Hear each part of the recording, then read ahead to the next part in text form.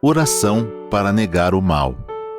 Neste momento, compreendi que minha imagem verdadeira é filha de Deus. Compreendi também que a imagem verdadeira deste mundo é o reino de Deus. Se enxergo algum aspecto imperfeito, isso não passa de miragem. A imperfeição não existe. O mal não existe originariamente. É verdade que o pensamento é força motriz e que aparece o bem quando se pensa no bem, e surge o mal quando nele se pensa. Isto é lei da mente. Porém, mesmo que surjam coisas más por se pensar nelas, elas não são existências verdadeiras. Elas se manifestam segundo a lei mental da manifestação da miragem. Coisas e fatos maus não são existências verdadeiras. São inexistentes e apenas parecem existir. Muito obrigado. Calma, a reunião virtual já vai continuar. Mas eu não poderia deixar de vir aqui e fazer um convite muito especial. No próximo dia 18 de julho vai acontecer a 66ª Convenção Nacional da Associação dos Jovens da Seite no Brasil. Um evento imperdível que tem o potencial de transformar vidas. Então o convite é para que você venha participar conosco, mas não só isso. Chame aí também todos os jovens do seu convívio. Amigos, sobrinhos, filho, irmão, enfim, traga todo mundo. Porque eu tenho certeza que esse evento vai ser um divisor de águas na vida de todos que estiverem lá com a gente. Fica aí o convite e para mais informações, acesse o link da página que vai aparecer aí na sequência.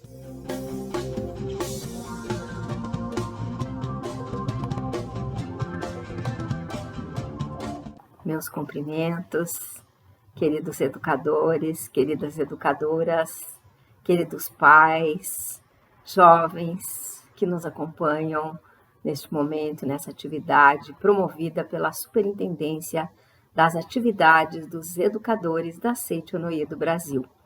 É com muita alegria que estamos aqui juntos para refletirmos hoje sobre o tema, que vem na forma de uma pergunta. Preciso me educar para reeducar?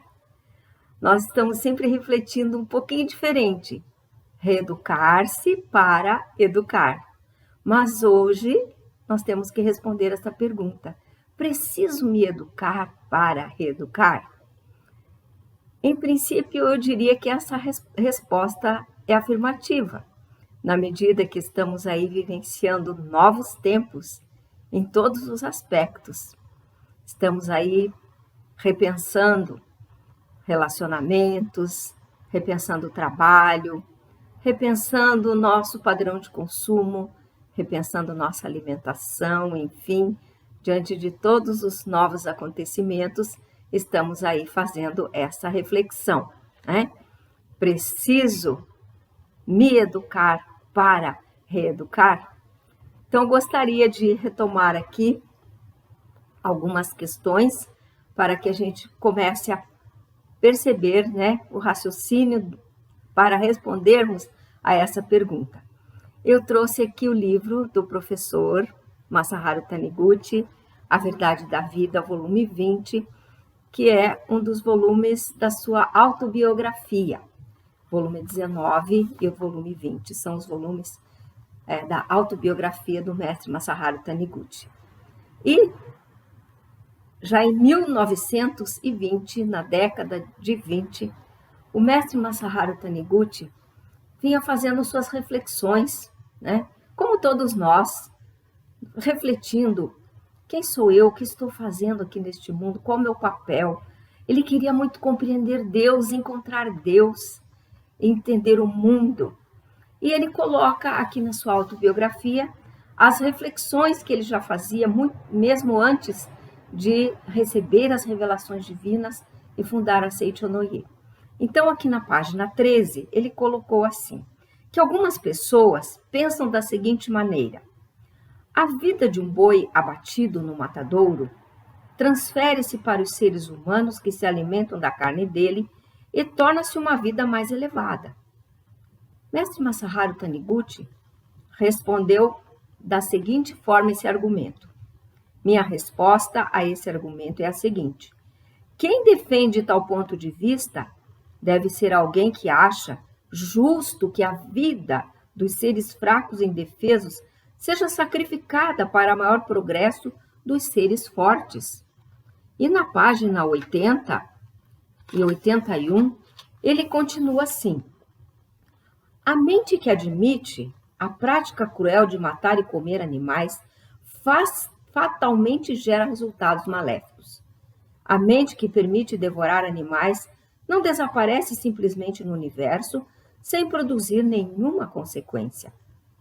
Diante do exposto, não posso deixar de propor a toda a humanidade que abandone a prática cruel de matar e comer animais, a fim de eliminar a força kármica que conduz o ser humano à infelicidade.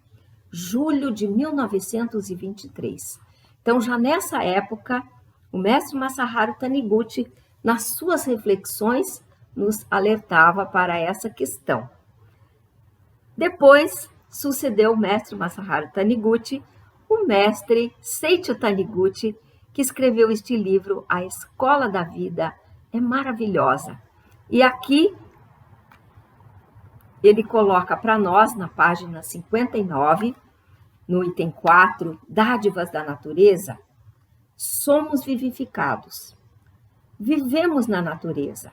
Aliás, seria mais correto dizer que somos vivificados pela natureza, pois para viver dependemos de tudo que ela nos oferece.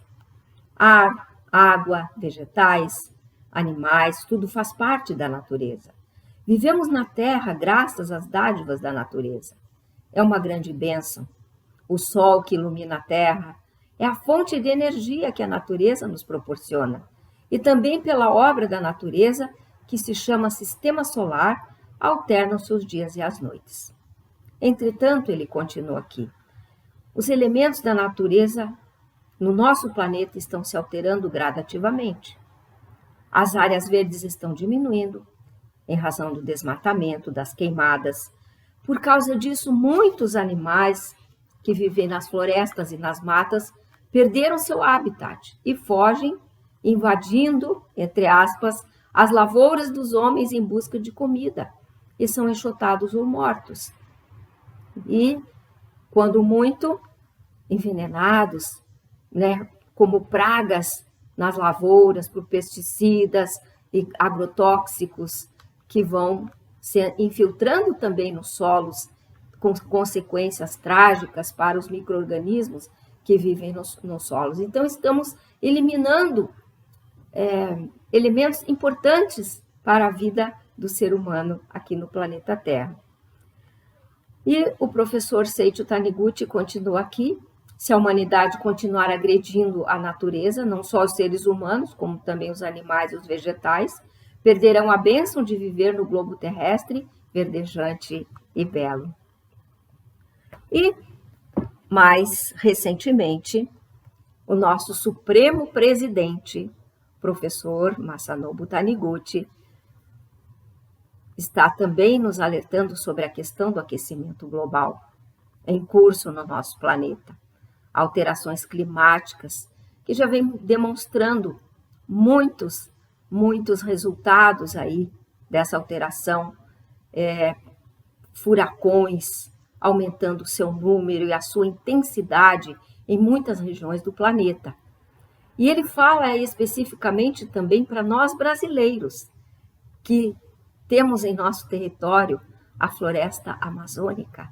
Ele diz que a nossa mata amazônica é a chave para deter o aquecimento global e que ele espera que nós brasileiros saibamos cuidar desta mata para podermos garantir a sobrevivência não só dos seres humanos, mas de todas as vidas do planeta Terra. E nesse momento, estamos aí vivenciando a questão da Covid-19, né? Então, estamos aí vivenciando um novo momento também em que mudou a vida do nosso planeta. Está mudando em muitos níveis e parou também muitas coisas, né? Paramos praticamente. Quem sabe precisássemos ter parado para deter esta forma de desenvolvimento econômico que vem aí, como o professor Masaharu Taniguchi colocou, como o professor Seiichi Taniguchi colocou, vem aí esse desenvolvimento de forma desenfreada, pensando apenas nos lucros, nos benefícios para os seres humanos, sem sequer levar em consideração as outras vidas do planeta Terra. Então, nesse sentido, nós estamos aí vivenciando um momento em que temos sim que responder essa pergunta: preciso me educar para reeducar? E junto com essa pergunta vem uma outra pergunta também muito importante. E essa pergunta é a seguinte: e a sala de aula?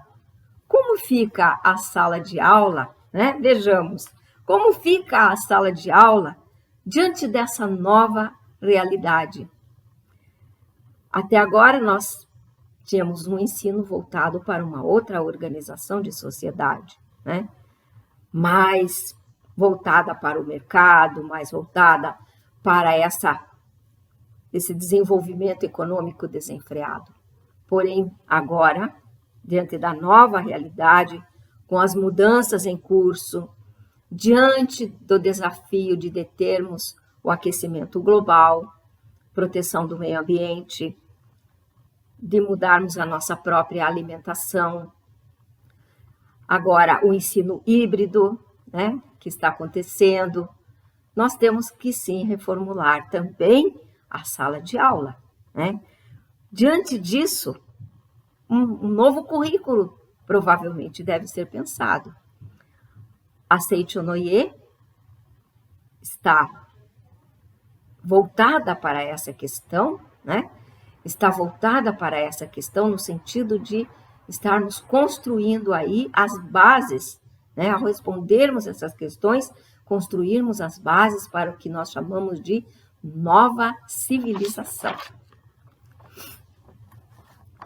Nós temos estudado também, neste momento, um autor bastante importante, um pensador da atualidade chamado Jeremy Rifkin. O Jeremy Rifkin escreveu o livro A Terceira Revolução Industrial.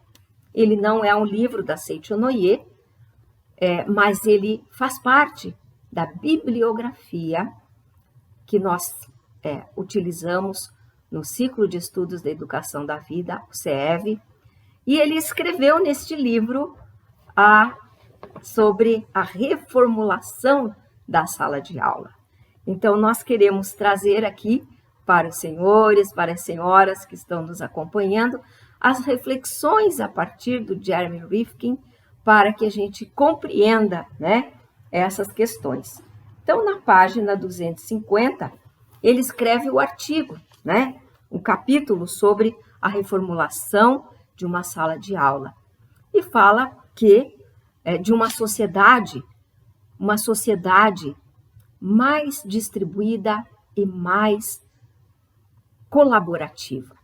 E para uma sociedade mais distribuída e colaborativa, é necessário, então, que tenhamos também uma sala de aula mais distribuída e mais colaborativa. O que seria isso, né? Isso implicaria também em novos modelos, novos ambientes, novos espaços de aprendizagem. Estamos aí diante também de uma nova realidade com a mudança do uso das energias, da energia até hoje trabalhada com o petróleo para as energias renováveis, utilizando as energias do sol, a energia do vento, a energia das águas, enfim, as energias naturais que são renováveis, né? Na medida em que a energia voltada utilizando o petróleo já está numa fase em que ela está decaindo, além de toda a consequência de toda a poluição que o uso do petróleo vem causando no nosso planeta Terra.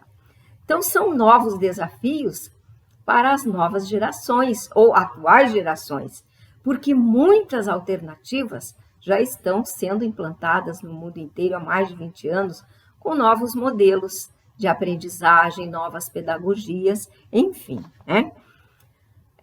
As crianças, os jovens de agora precisam estar fazendo frente a essas inovações, né? Trabalhando com essas inovações, que requerem, sim, o desenvolvimento de novas habilidades. Vocês se lembram do filme O Menino que Descobriu o Vento? Trata-se dessa questão. Lá no filme aparece aquela comunidade que está vivenciando o problema de seca. Eles plantam, mas não conseguem desenvolver as plantas para colher.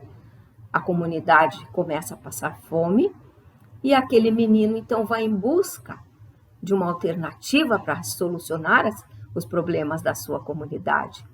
E ele descobre que pode utilizar a energia do vento para gerar eletricidade e para tirar água do poço e irrigar a terra daquela comunidade.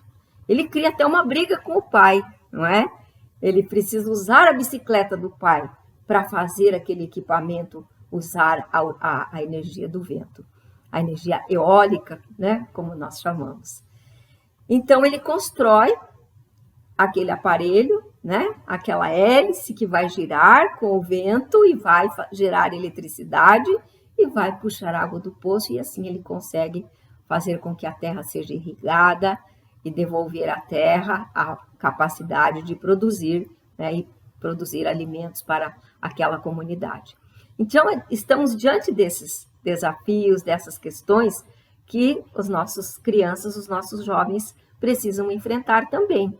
E para isso, a sala de aula precisa ser renovada e já está sendo renovada em muitas localidades do mundo, né? Nós dizíamos que as habilidades precisam ser desenvolvidas e é muito importante que as habilidades sejam desenvolvidas para estas inovações, o conhecimento, né, a pesquisa, a busca científica das soluções. Mas Jeremy Rifkin nos fala de uma questão que precisa ser desenvolvida primordialmente, que é a consciência da biosfera ou esfera da vida. O que significa a biosfera, a esfera da vida? Significa que estão incluídos todos os organismos vivos que habitam o planeta e seus habitats. Todos estamos incluídos. Não podemos mais pensar somente em nós mesmos, seres humanos, mas em todas as vidas, inclusive nos minerais do planeta Terra. Como nós ouvimos do mestre Masaharu Taniguchi, do professor Seicho, do professor Masanobu Taniguchi, nas nossas leituras iniciais. Então, a biosfera. Estamos vivenciando este momento importante e precisamos compreender esta questão. Eu quero colocar aqui agora uma leitura do livro do Canto em Louvor à Natureza, do professor Masanobu Taniguchi. Ele escreveu assim nas páginas 32 e 33 o seguinte. É uma conversa, né? Do anjo e do querubim. Então diz assim: respondeu o anjo: não se esqueça de que Deus criou os seres humanos à sua própria imagem. Sendo Deus o todo de tudo, às pessoas que são a sua própria imagem tudo foi dado. É através das pessoas que Deus ajusta todas as coisas em seu respectivo lugar e faz manifestar a ordem da grande harmonia na face da terra. Assim, a consciência do indivíduo se eleva a níveis mais altos nos seres humanos. De todos os seres viventes na face da terra, o ser humano é o mais capaz de pensar nos outros. Interessante. Se nós formos observar do ponto de vista fenomênico do que ocorre ao nosso redor, poderíamos até questionar: como assim? O ser humano é o mais capaz de pensar nos outros? Com todas as situações que nós vivenciamos aí ao nosso redor, de sofrimento, de violência, Muitas vezes, ainda há guerras em alguns países do mundo. Será? Mas o professor Masanobu Taniguchi está se referindo aqui não ao homem carnal, mas ao ser humano espiritual. Ao ser humano espiritual, filho de Deus, a natureza divina do ser humano. E é interessante porque Jeremy Rifkin também no seu livro, aqui vamos ver na página 255, ele se refere também a essa natureza do ser humano. Ele escreveu assim, que nossa natureza não é racional, isolada, aquisitiva, agressiva e narcisista. Como muitos filósofos do iluminismo sugeriram, ele escreveu. Mas sim, a nossa natureza é afetuosa, altamente social, cooperativa e interdependente. O Homo sapiens está cedendo ao Homo empáticos. Olha aqui a empatia. O termo empatia que nós estamos refletindo bastante ultimamente. A empatia, o colocar-se no lugar do outro, né? Ou vivenciar a alegria que o outro vivencia, ou querer eliminar o sofrimento do outro. Essa a empatia. E aqui, né, está a educação da vida. A educação da vida propugnada pelo mestre Masaharu Taniguchi, que justamente é baseada nesta natureza divina do ser humano. Acreditar que todo ser humano é bom por sua natureza divina. Ele já é bom, ele já é o bem, ele já pratica naturalmente o bem. Então, acreditando nesse ser humano, possuidor dessa natureza divina, é que a educação da vida trabalha no sentido de extrair essa natureza divina, extrair a capacidade, né, que nós temos em função dessa natureza. E assim as crianças, os jovens, mesmo adultos, né, são pessoas que têm a capacidade de desenvolver não somente suas habilidades, mas essa natureza de bondade, de fazer o bem ao próximo, de ser empático com o nosso próximo.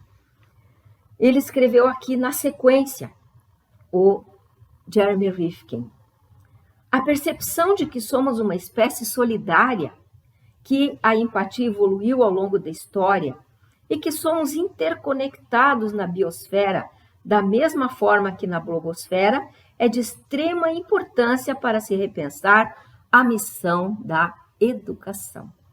Então, todas essas questões, tudo que nós estamos refletindo para pensar a missão da educação. Novos modelos de ensino destinados a transformar a educação de uma forma competitiva, o modelo antigo, anterior, para uma experiência de aprendizagem colaborativa e solidária. Estão surgindo na medida em que escolas e faculdades tentam alcançar uma geração que cresceu na internet, está habituada a interagir em redes sociais abertas, onde a informação é compartilhada ao invés de ser guardada. No modelo antigo, dizia-se que conhecimento é poder. Hoje tudo está sendo compartilhado através da internet. Então, essa mudança, essa conexão que a internet nos proporciona, está nos proporcionando essa reflexão para mudarmos, para refazermos aí a missão da educação, né? O pressuposto tradicional de que o conhecimento é poder a ser usado para ganho pessoal está sendo substituído pela noção de que o conhecimento é uma expressão das responsabilidades compartilhadas para o bem-estar coletivo da humanidade e o planeta como um todo. Em 1957, quando o primeiro satélite foi lançado na órbita da Terra, nós tivemos aí uma posição privilegiada para nos observarmos de longe, do alto. E fizemos uma mudança na nossa visão com relação a essa consciência do planeta Terra, de que estamos todos juntos no mesmo barco, na mesma nave espacial. Essa consciência nos faz refletir que aquilo que eu faço, da forma como eu ajo, seja na questão do consumismo, seja a questão da destruição da natureza, seja na questão da minha alimentação, o que eu faço onde eu estou afetando de alguma forma os outros seres do planeta, em qualquer lugar que eles se encontrem. Então, nesse sentido, foi muito importante, foi uma mudança radical. E aí o Jeremy Rifkin fala o seguinte, que já em escolas de todo o mundo, os professores estão ensinando os alunos, desde muito cedo, que nós fazemos parte desse funcionamento da biosfera, da esfera da vida, onde estão incluídos todos os seres em seus habitats, né? E que toda atividade em que nós nos engajamos, os alimentos que comemos, as roupas que usamos, o carro que a família dirige, a eletricidade que a gente usa, deixa o que ele chama aqui de pegada ecológica. O que é a pegada ecológica? A pegada ecológica é uma medida de quantos planetas Terra um país precisaria ter para manter o seu padrão de consumo. Alguns anos atrás, eu diria que uns 10 anos talvez, eu tinha uma informação de que os Estados Unidos precisava de 6 planetas Terra e meio para manter o seu padrão de consumo. Ora, é por isso que nós precisamos rever os nossos padrões de consumo. Onde estão sendo jogados os resíduos? A quantidade de plásticos estão aí invadindo os oceanos, intoxicando, comprometendo a flora e a fauna marinhas. Estamos aí, muitas vezes a gente observa em atividades promovidas por grupos que defendem a questão ambiental, sejam em dias especiais, Dia do Rio, Dia do Meio Ambiente, promovem limpeza nos rios, nas margens, às vezes em praças, e a gente observa que são retirados grandes quantidades de pneus, eletrodomésticos, móveis, tudo que não está servindo mais estão sendo descartados de qualquer maneira aí na natureza. Então, a pegada ecológica que nós estamos deixando. E na questão da floresta amazônica, que o nosso professor Masanobu Taniguchi está nos alertando. Por que a floresta está sendo devastada? Para dar lugar ao plantio dos grãos de soja para alimentar não a humanidade, mas o gado europeu. 34% da produção da soja é destinada à alimentação do gado. E também a floresta está sendo devastada para extrair a madeira, para dar lugar também aos pastos, e essa pegada está causando já algumas consequências trágicas para nós, e que podem ser ainda maiores se nós não detivermos, né, esse desmatamento, essa destruição da floresta.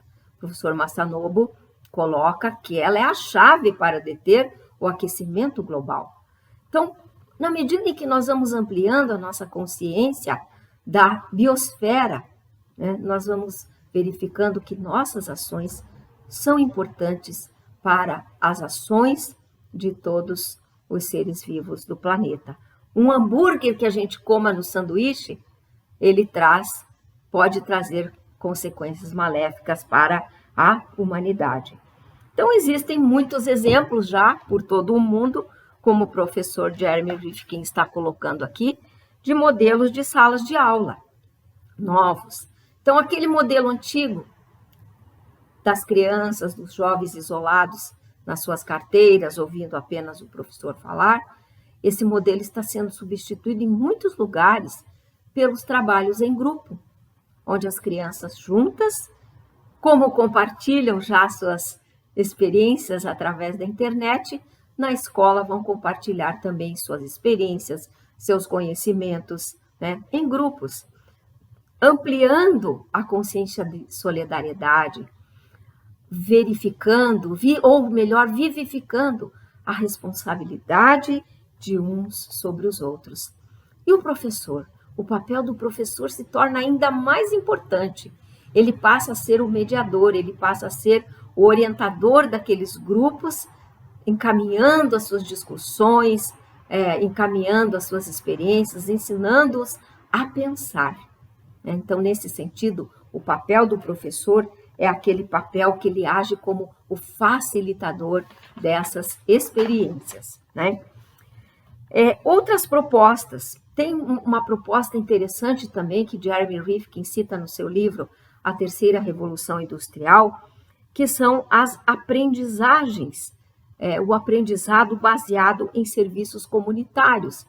Já muitas escolas e muitas faculdades estão incluindo nos seus currículos esse aprendizado. Então, os estudantes, além de estar na sala de aula, essa sala de aula é expandida para o atendimento aos trabalhos comunitários, como auxílio aos idosos, trabalhos em clínicas, em centros de reabilitação, enfim, em centenas de modos que as pessoas encontram para realizar esse trabalho comunitário.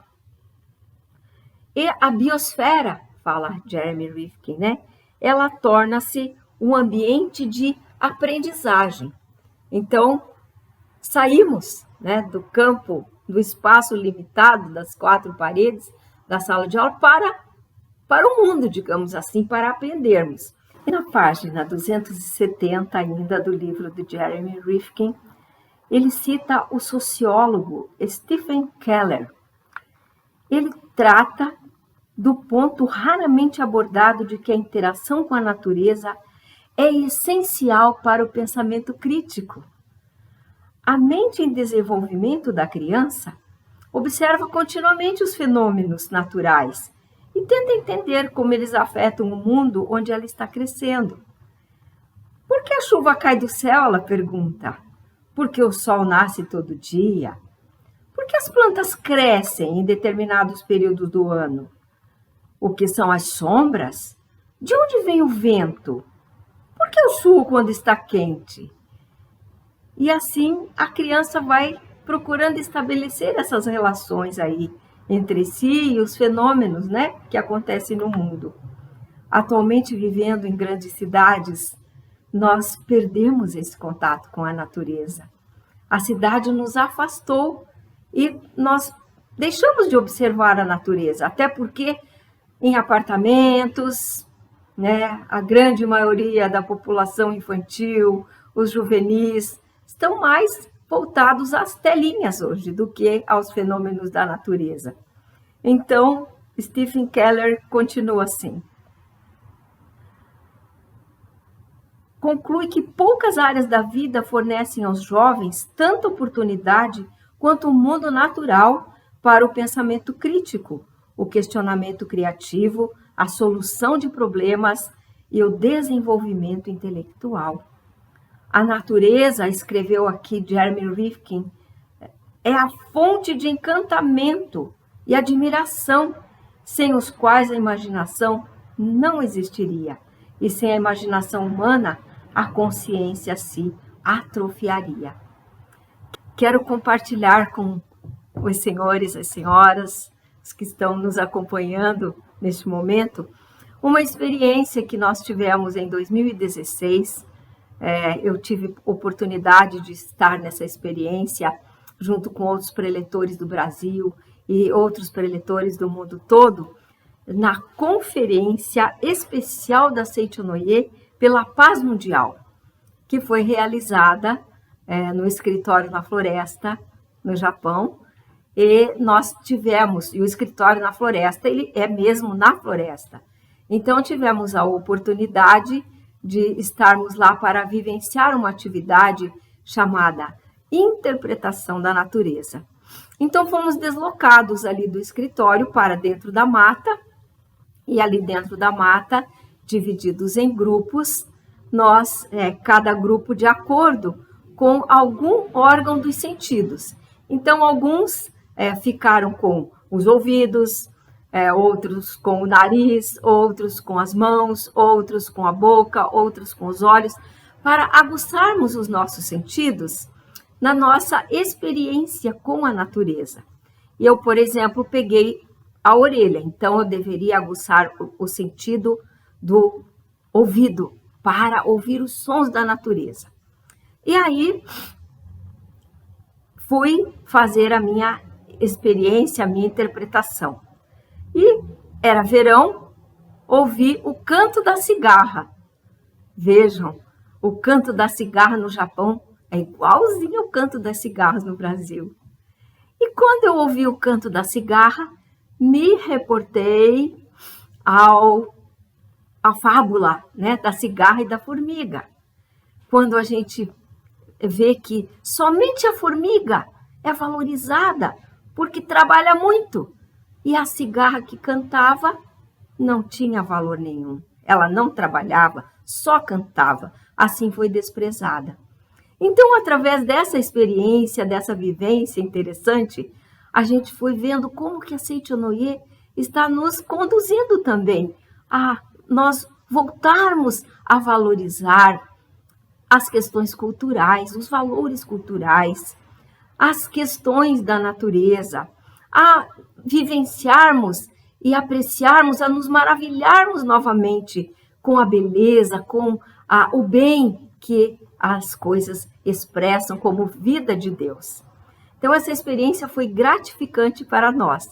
E nossos alunos do Ciclo de Estudos e Educação da Vida, o CEV, por todo o Brasil, também têm elaborado projetos para que os alunos nas escolas possam fazer essa vivência também com a natureza.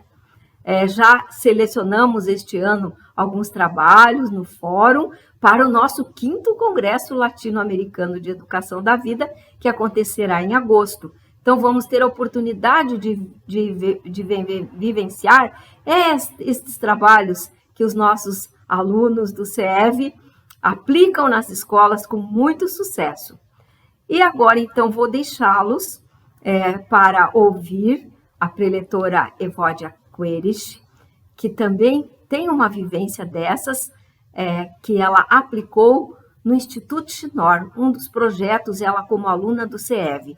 Então, acompanhe agora a fala da preletora Evódia para vivenciar essa experiência na natureza. Muito obrigada, muito obrigada.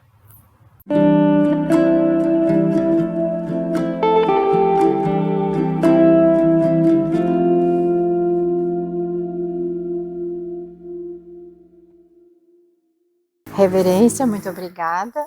Eu sou Evódia Coelhos, pertenço à Regional Paraná-Curitiba, resido na cidade da região metropolitana, chamada Araucária.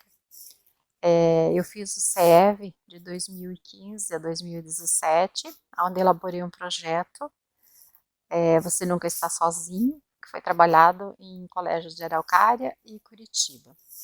Nos colégios de Araucária, tomou conhecimento a assistente social do Conselho da Comunidade, e ela solicitou se era possível trabalhar esses projetos também com crianças menores de uma ONG. E eu falei que sim.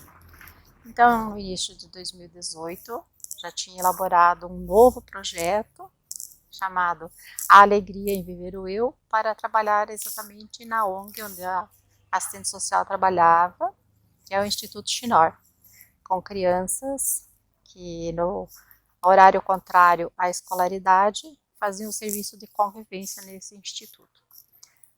Nesse ano de 2018, foi trabalhado o conteúdo do livro A Educação do Filho de Deus, volume 1 e 2, do professor Keio Kanuma, adaptado às crianças, jovens e juvenis, e também aos pais, exatamente como o professor Keio trabalhou, e aos educadores. Finalizando 2018, para continuarmos os trabalhos, decidimos então trabalhar o sistema baseado em projetos, que é o PBS da Seichonoye. Foi maravilhosa a experiência, e trabalhamos os 3 clubes. O Clube do Artesanato foi trabalhado a questão das garrafas PETs, que serviram de suporte para o plantio quando foi construída a horta orgânica.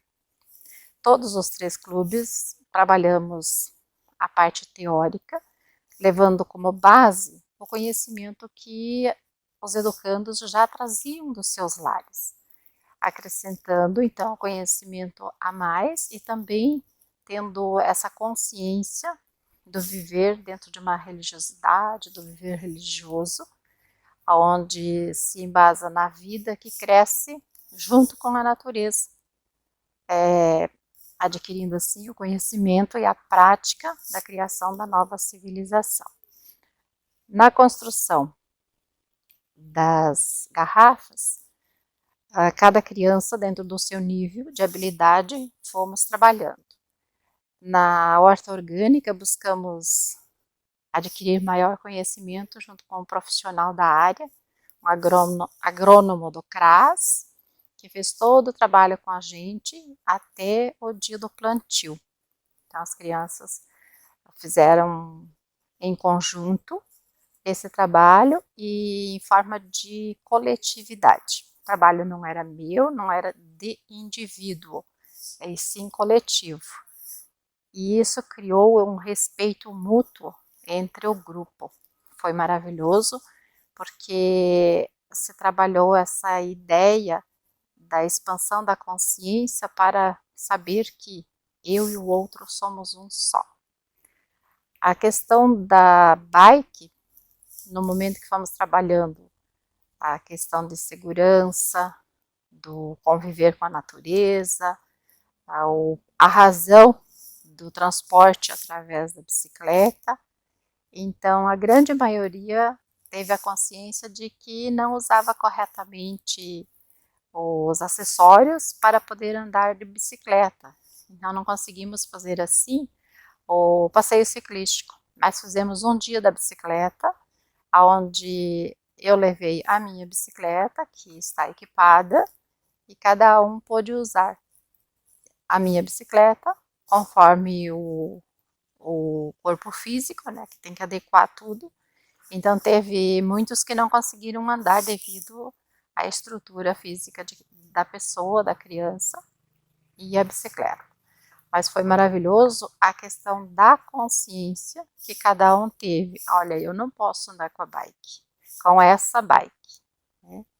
E assim a gente percebeu que ao ar livre, fazendo esse trabalho fora do espaço físico da sala e em forma de círculo, aliás, todos os encontros do nosso projeto sempre foram trabalhados em círculo, e os educadores do Instituto, a partir dessa consciência, começaram a desenvolver a prática do trabalhar em círculo. Então, a gente vê que quando a gente se reeduca para trabalhar de um formato diferente, o aprendizado também cria uma expansão diferente e cada indivíduo passa a ser cooperador dentro do processo. Então, vale muito a pena, super indico, e isso tudo a gente conseguiu, eu consegui transformar no meu viver pedagógico com o aprendizado dentro do CEV, estudando a educação da vida da Seiichi Onoye. Agradeço a Deus, ao mestre, aos antepassados, aos meus familiares, a todos os que fizeram parte desse grandioso aprendizado. Muito obrigada. Muito obrigada, preletora Evódia, muito obrigada. Maravilhosa a sua experiência, a sua vivência com as crianças, com os jovens do Instituto Shinor de Araucária, no Paraná. Muito obrigada, muito obrigada. Então, vemos que a Seiichi Onoye está aí procurando resgatar essa nossa integração com as demais vidas, com os demais seres do planeta, valorizando essa interação, valorizando, fazendo-nos perceber o quanto essas relações são importantes para todos os seres humanos também. A Seicho-no-ie, na primeira declaração iluminadora, diz assim: declaramos transcender todo o sectarismo religioso e, reverenciando a vida, viver em fiel obediência à lei da vida. Então, a Seicho-no-ie reverencia única, exclusivamente a vida. E devemos viver em fiel obediência à lei da vida. Então, alargamos o nosso campo visual. Aprendemos na Seicho-no-ie que todas as pessoas são filhas de Deus, independentemente da cor, da base religiosa que tenham, das etnias, da nacionalidade. Todos somos a mesma vida de Deus. E não só os seres humanos, mas também todos os animais, minerais, todas as coisas da superfície terrestre são preciosas manifestações da vida de Deus. Já o pensamento materialista diz que se algo é desnecessário, podemos descartar, jogar fora. Por isso que vemos aí tantas coisas sendo descartadas na própria natureza, né? Como nós comentamos anteriormente, os pneus, eletrodomésticos, enfim, tudo sendo descartado de qualquer maneira, porque não estamos vivendo em tudo a própria manifestação da vida de Deus. E que nós podemos, então, às vezes, reutilizar, né? Reciclar todas essas coisas em benefício da própria humanidade. Devemos corrigir esse modo de pensar do descartar para um pensamento mais religioso. Ora, se tudo é manifestação de Deus, não podemos desperdiçar. Nós vínhamos até agora com muitos desperdícios, em todos os níveis, na própria alimentação, na água, né? Estamos aí hoje com cortes de água, controlando o abastecimento, porque os nossos açudes não têm mais 100% da capacidade tomada de água. Estamos aí em torno de 60%, chegando aos 70%, às vezes levando meses, alguns anos, para novamente retomar a sua capacidade inicial. E como o regime de chuvas está alterado, está se tornando cada vez mais difícil. Então, é preciso que nós aprendamos a restringir o consumo, aprendamos a evitar o desperdício. Existe uma informação no livro citado pelo professor Masanobu Taniguchi. É muito interessante esta informação, gostaria de transmiti-las a vocês. Este livro chama-se Shikyu Hakusho. Shikyu Hakusho. É um livro de 2004, 2005, e ele fala hoje, ele traz uma informação sobre o consumismo no mundo. E ele trabalha um dado muito importante, que 5% da humanidade, e nesses 5% da humanidade encontram-se apenas 2 países, Estados Unidos e Canadá. Eles detêm 1/3 do consumo de todos os bens da humanidade. Enquanto que 1/3 da humanidade, onde estão incluídos países como a África subsaariana, Oriente Médio, Norte da África, detém nenhum consumismo. Então, diante desta desigualdade social grande, desse abismo social, como que nós vamos promover o desenvolvimento econômico, alimentar a humanidade e ser compatível com o meio ambiente, com a proteção ao meio ambiente? Este é um grande desafio que as nossas salas de aulas precisam fazer frente nesse momento. Continuar promovendo o desenvolvimento, o bem-estar, o conforto, não só para 5% da humanidade, mas para toda a humanidade, e com a proteção de todas as vidas do planeta Terra. Então, o professor Masaharu Taniguchi, no livro Sutra Sagrada, Verdade em Orações, no volume 2, ele traz uma oração na página 87. Oração para ampliar infinitamente o nosso eu, praticando atos de amor e caridade. Ele vai nos responder essa pergunta através dessa oração. Se quiserem, inicialmente aqui, ao ler a oração, fiquem à vontade, fechem os olhos e vão refletindo as palavras da oração. O ser humano foi gerado pela vida onipresente no universo. O homem surgiu trazendo dentro de si a grande vida do universo e é por ela vivificado. Portanto, embora aparente ser limitado, traz o infinito dentro de si. Pode-se dizer que ele é um e tudo ao mesmo tempo. É limitado e ilimitado ao mesmo tempo. No aspecto fenomênico, cada ser humano parece distinto dos demais. Entretanto, no que se refere à imagem verdadeira, todas as pessoas estão ligadas umas às outras, pois provém da grande vida. Assim, cada qual em seu lugar e cada qual com o seu dom mantém um perfeito equilíbrio. Quando alguém viola esse equilíbrio, sofre as consequências, devido ao princípio do equilíbrio do universo. A grande vida proporciona à vida individual, que dela deriva determinados dons, bem como a área de ação e os recursos. Na sua área, cada indivíduo desfruta de perfeita liberdade e, com esforço próprio, consegue se desenvolver e prosperar o quanto desejar, sem prejudicar o outro. Podem abrir os olhos.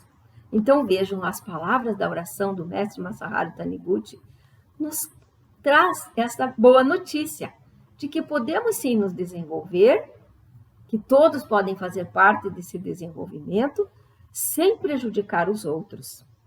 No mundo fenomênico, as pessoas parecem restritas a uma área limitada de ação, mas no mundo das almas não existe nenhuma limitação.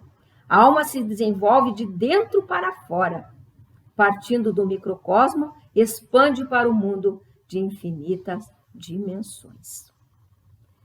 Mas até agora a gente veio prosperando, provocando a desarmonia, a extinção de seres, extinção de vidas, né? Essa não é a forma correta. Aqui o mestre continua: a alma é livre para manifestar a autoridade, a amplitude e a natureza sagrada e pura do espírito. Mas no mundo das almas, jamais a expansão implica em invasão, como ocorre no espaço tridimensional. A alma se expande transcendendo o espaço, alcançando o mundo de dimensões infinitas que existe no âmago do microcosmo. Não há aventura mais empolgante que esta. É interessante, né, observarmos que nós podemos expandir cada vez mais sem prejudicar o outro. Sem prejudicar o outro. Vou voltar aqui um instantinho no canto em louvor à natureza, quando o professor Masanobu Taniguchi escreveu também que nós, seres humanos, fazemos parte. Quando nós estamos, na verdade, protegendo a floresta, protegendo o meio ambiente, estamos protegendo a nós mesmos. Então ele alertou aqui: sejam mais humildes, conscientizem-se de que vocês são parte da natureza. Recuperem o eu, que é um com a natureza. Então essa oração busca essa compreensão. E como então devemos fazer, como devemos agir nesse sentido? E aqui a própria oração responde que o primeiro treinamento para que a alma individual se desenvolva no interior do ser humano consiste em romper o limite do eu e trabalhar para o bem dos semelhantes. Este ato nos possibilita ampliar o nosso eu, servindo aos outros em vez de invadir a área deles. Ao praticarmos o bem, vencemos a barreira denominada limite de espaço e nos expandimos para o mundo de dimensão espiritual. Então, praticar o bem ao próximo, né? A oração, ampliar infinitamente o nosso eu, praticando atos de amor e caridade. Assim não vamos invadir a área do próximo. Ao praticarmos o bem, vencemos a barreira denominada limite de espaço e nos expandimos para o mundo de dimensão espiritual. O amor pertence à dimensão espiritual. Por isso, ao dedicarmos amor ao próximo, nós nos engrandecemos e progredimos, apesar de estarmos nos doando. Então, não estamos mais praticando atos de egoísmo, egocêntricos, pensando única e exclusivamente no meu euzinho, né? E que se eu doar, vou perder. Não, a oração diz que quanto mais eu praticar o bem ao próximo, mais eu estarei progredindo e engrandecendo. E continua assim. Ao dedicarmos amor no âmbito individual, conscientizamos-nos da verdade de que quanto mais nos doamos para o bem dos outros, mais crescemos.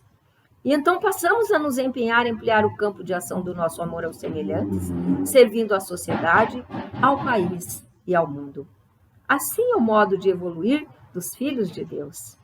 A ampliação da nossa área de atividade em prol dos semelhantes ocorre na medida em que nós aprimoramos por dentro, e a nossa alma engrandece de acordo com a vontade de Deus, que transcende as dimensões.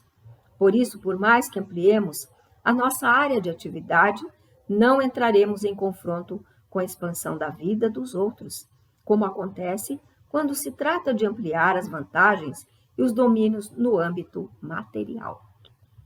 Quanto mais nos empenhamos em praticar o bem e em ampliar o nosso campo de ação para ajudar os outros, maiores se tornarão a nossa felicidade e a nossa satisfação.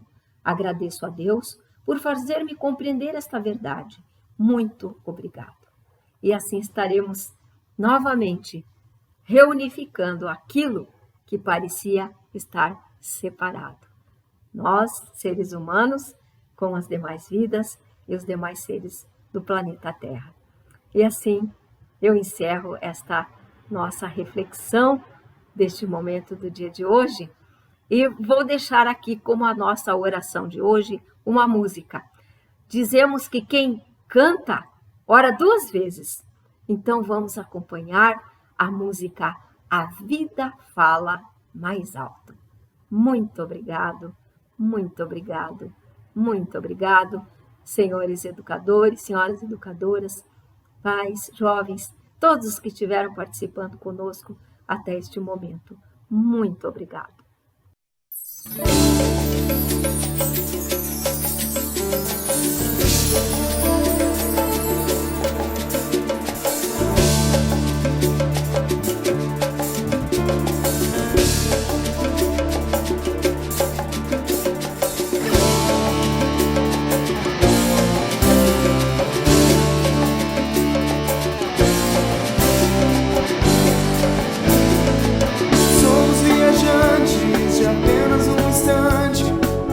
Passa como bem te vir. O meio ambiente tem alma como a gente. Nossos descendentes vão morar aqui. O mundo é sua casa, a sala e a praça. A natureza está em suas mãos. O lixo da rua tire, recicla, abraça e inspire. Planeta limpo, tudo é o coração. Somos viajantes de apenas um instante. A vida passa como um bem te vir. O meio ambiente tem alma como a gente. Nossos descendentes vão morar aqui. O mundo é sua casa, a sala e a praça. A natureza está em suas mãos. O lixo da alma tire, recicla, abraça e inspire. Planeta limpo, tudo é o coração.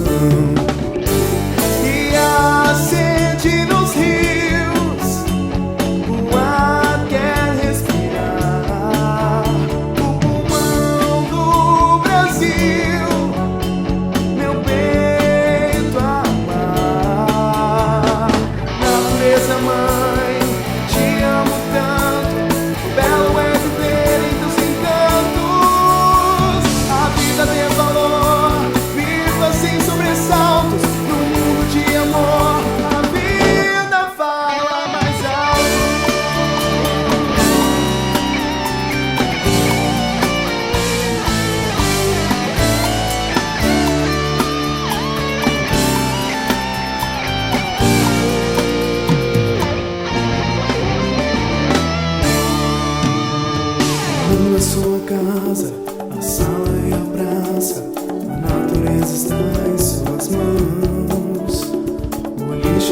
atire, recicle, abrace, inspire.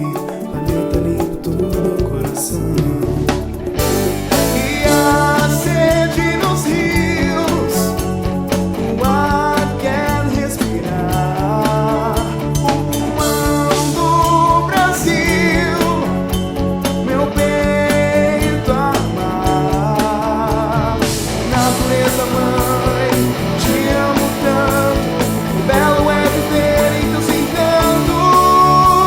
A vida tem valor, viva sem sobressaltos. No mundo de amor, a vida fala mais alto.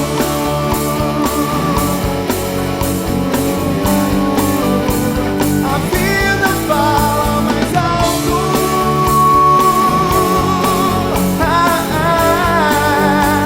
A vida fala mais alto.